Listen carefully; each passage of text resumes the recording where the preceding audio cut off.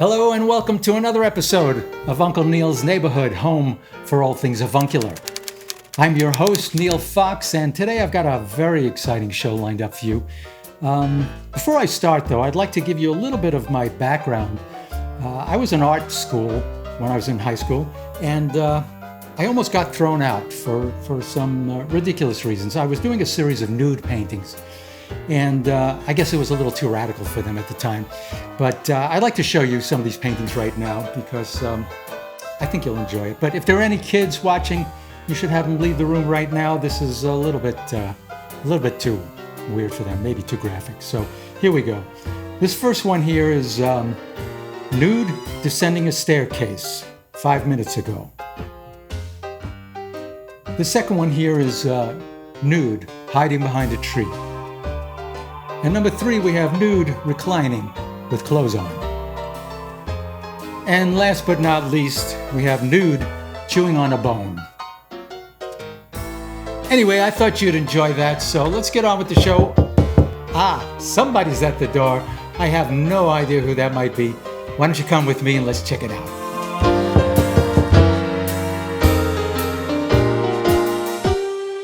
Hey, Uncle Neal! You ain't gonna believe what we up to this time. Ladies and gentlemen, it's those lovable Italians, the Squeegee Brothers.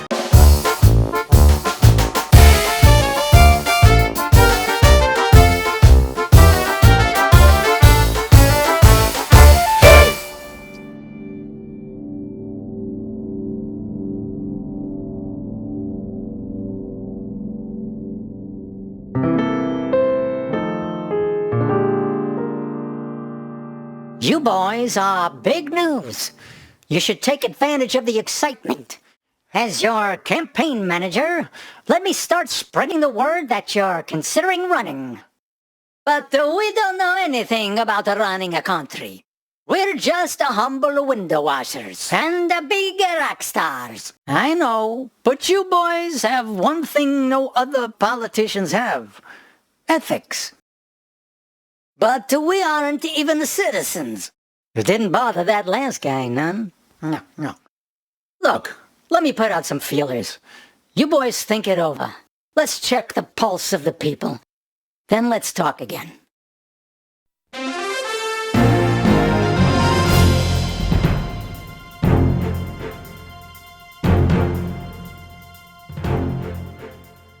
Maybe we could make a difference. Maybe it's our duty to try. Listen, boys, you're going to need a lot of money to get elected and put your programs in place. We've got money coming out of our wazoos. Here, take some. Just remember us when you're elected. We can help. Guys, here's a few million. Remember us when you win. Giuseppe, think of all of the good we could do if we got elected. I know. It's a tougher decision. Guys! These are the highest statistics I've seen in all my years as a campaign manager. You boys are a shoo-in. We'll do it. We'll run for the President of the United States of America. I just remembered. Little Joey is your son.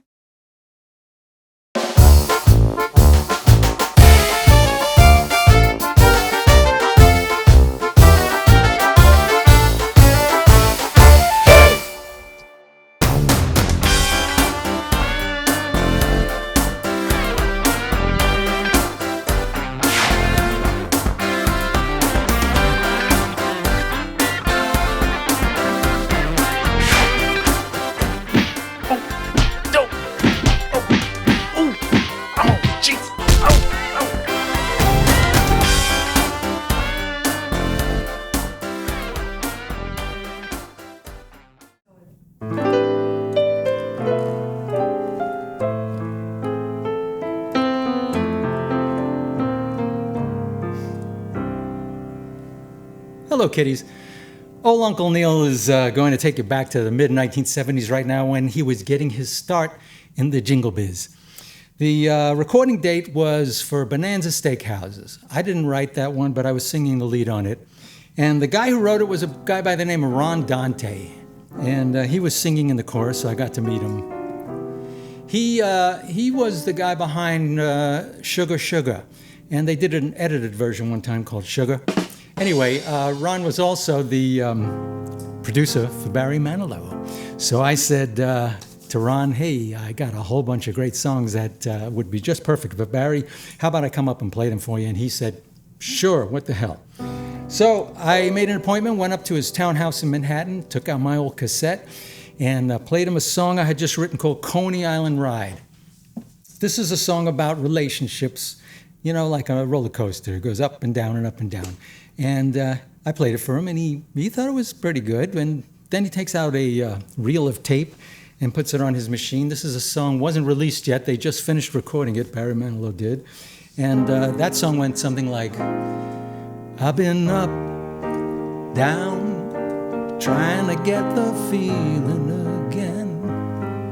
Well, didn't take a genius to figure out that Barry wouldn't be doing 2 up-down songs in his career.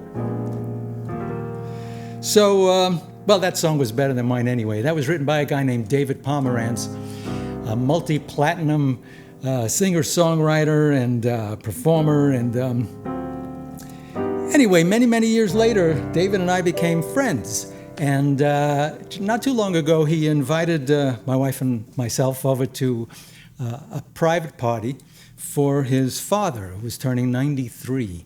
His father, Mel Pomerantz. And Mel, as it turns out, is an incredible artist and sculptor. And he's also had one of the dream jobs of any young man of my ilk. And here he is with his with his book about his dream job. God, I'm in the wrong profession. Anyway, there were a lot of performers at this party. David performed, and there was another guy, a sax player named Glenn Zatola. Glenn had played sax for people like Frank Sinatra and Perry Como. I don't know about Perry Como. Frank Sinatra, let's see, Ella Fitzgerald, all kinds of folks. But he was also the musical director for Suzanne Summers. This is when my ears perked up. You see, back in the 70s, I had written and sung on a jingle for Lipton Chicken Noodle Soup.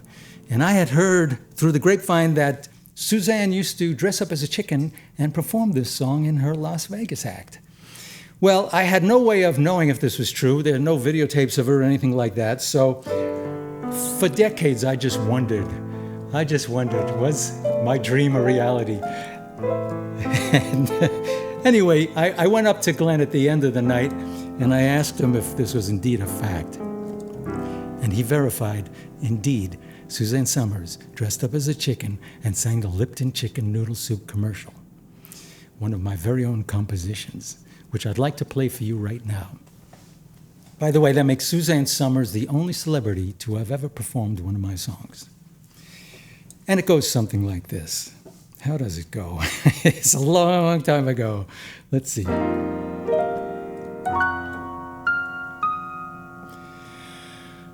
When I want chicken noodle, Mom cooks Lipton chicken noodle. It's the only chicken noodle that'll do. Thanks, Mom, for chicken noodle. Thanks for Lipton chicken noodle. It's got lots of little noodles you can chew. Now I want you all to sing along and follow the bouncing chicken. When I want chicken noodle, Mom cooks Lipton chicken noodle. It's the only chicken noodle that'll do. Thanks, Mom, for chicken noodle. Thanks for Lipton chicken noodle. It's got lots of little noodles you can chew.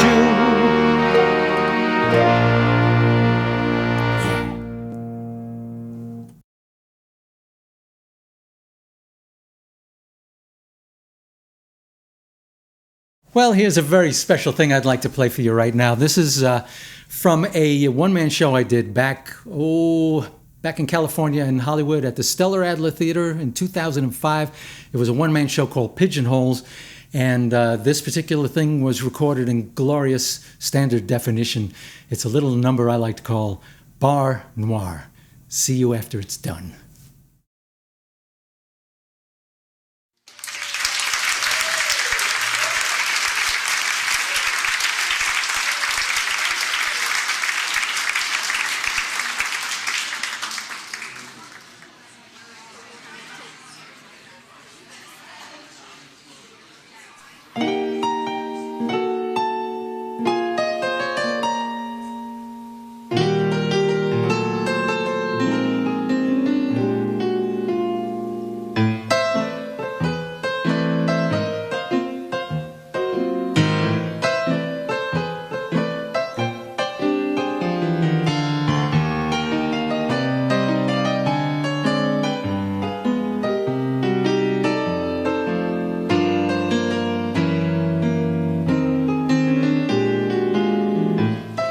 was a night like any other.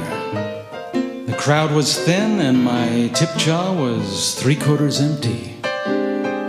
That is, unless you're one of those crazy optimists, then I guess you'd say the jar was 1/4 full. I was playing a soft, sultry blues when suddenly the smell of furniture polish filled the air. There was a dark, smoke-filled bar, and my head was spinning from the night before. But still I could discern a salacious silhouette slinking stealthily through the slime. She was tall, blonde, and had the chiseled features men have gone to war for. Her wicked smile stretched ear to ear. Her legs went clear up to her shoulders. Her breasts were like 2 large cassava melons. Man, she was ugly. But there was something about her that made me want to get to know her in every sense of the word. She came closer and put some money in my tip jar. I noticed there was a $100 bill. Not exactly chump change. I hadn't seen that kind of swag since before rap music became mainstream. I looked at the money, I looked at the broad. I couldn't help but think, is that $100 for one song, or is that for like a lot of songs? Because that's a lot of money for one song. She blew some smoke in my face and said, "What's your sign?" Not knowing much about astrology, but not wanting to seem unsociable, I said the first thing I could think of. Feces. This must have been the correct answer. She was still there. She moved closer and said, "Hey, big boy, I like the way you tinkle on those ivories." I'm sure she meant tickle those ivories, but it had been a long set and I had been drinking a lot of beer. I heard tinkle. She blew some more smoke my way and asked me if I was an adventurous sort of guy. I said, "I've been around the block, burned some candles at both ends, I know the score." I said, "Yeah." I saw a hint of doubt creep across that cat-like face of hers. I said, "Yeah, I know what adventurous is. The first guy to see this white round thing drop out of a chicken's ass cracked it open and saw this gooey slime dripping out of it and said, 'Yum, let's eat it.' That guy was adventurous." Her lips parted, and for the first time I noticed one of her front teeth were missing. I found it somehow alluring. She said, "So you're a philosopher? I like philosophers. Philosophize for me." I didn't know if she could see the sweat pouring down my soul. I was on the spot. So I reached deep down into that dark chasm I call my mind and pulled out some well-hidden thoughts I had been chewing on since Y2K ended life as we know it.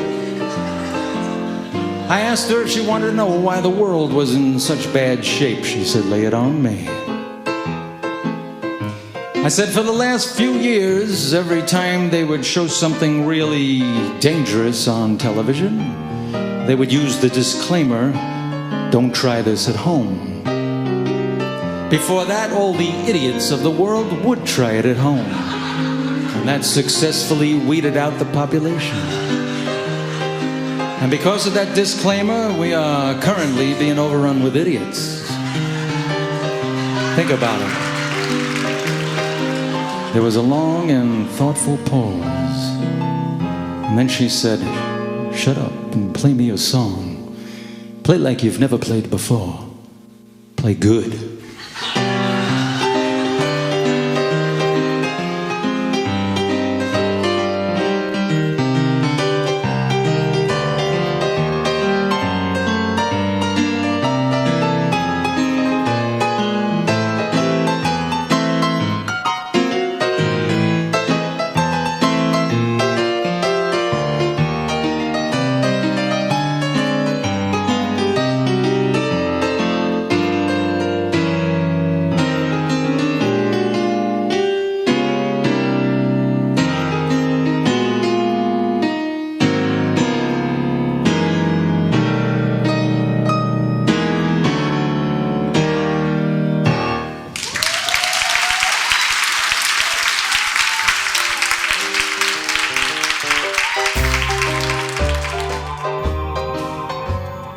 just eating this here protein bar, and you will not believe how much cholesterol is in this thing. Look at this. Cholesterol. Oh my God. Well, that's a wrap on another episode of Uncle Neal's Neighborhood. I hope you enjoyed it just as much as I did. Anyway, if you'd like to support what I do, you can become a patron for as little as the price of a cup of coffee. A very large cup of coffee. No, I'm just kidding. Anyway, yeah, don't forget to sign up, subscribe, and push the little bell thingy there. And if you want to see any of my other videos, check them out. They're all on my channel here. And got a lot of merch. It all helps to keep this channel going. So thanks for watching. And lastly, just remember just one thing. If you're feeling a little bit low, why don't you go out and find somebody who needs a little help? Could be the best way to help yourself. Love you guys. See you next time.